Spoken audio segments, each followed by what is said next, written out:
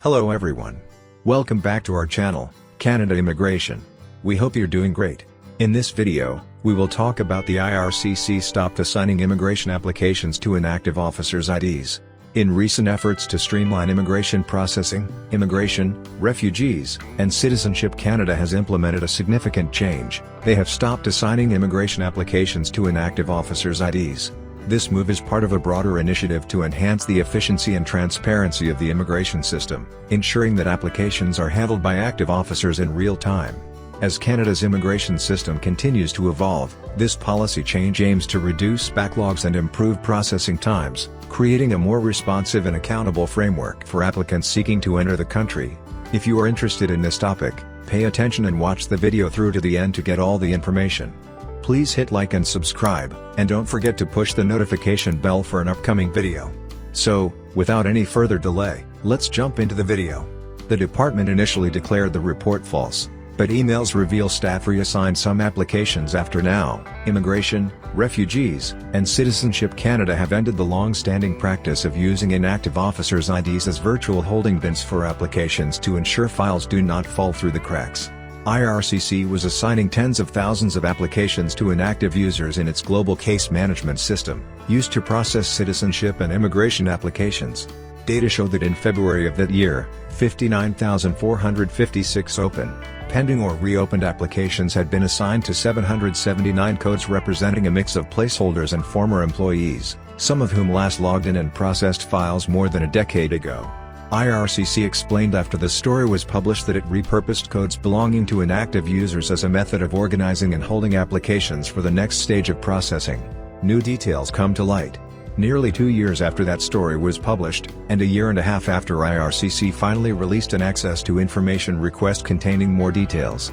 It also appears staff question the efficiency of their file management system. "It's fine internally, but we want to avoid additional eyes on this," reads one email from an IRCC employee whose team flagged the use of those codes as a concern. An IRCC official again insisted the premise of the original story was inherently false, and said none of the applications had been forgotten.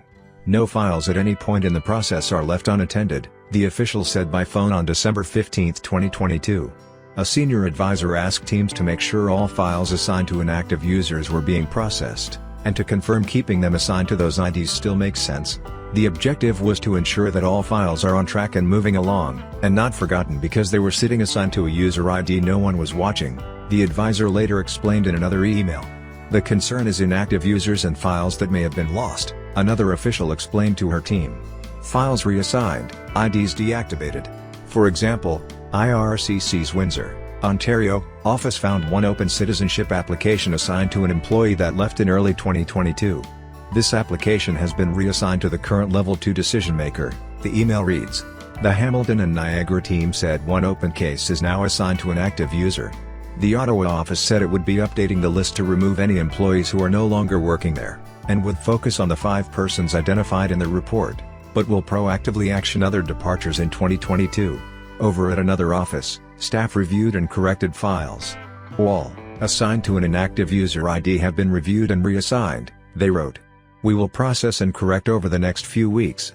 Workers also found inconsistencies and flagged some applications that appeared to be cancelled, not closed off properly or wrongly assigned.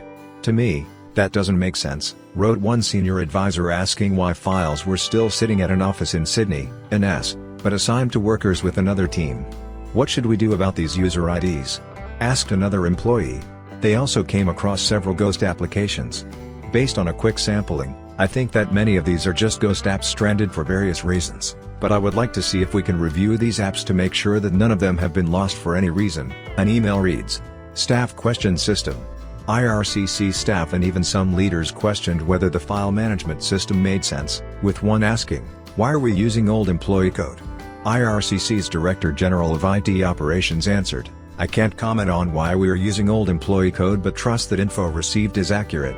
However, some teams were already flagging this issue as early as October 2022 and had asked the GCMS team to create generic bins instead of using personal codes as placeholders.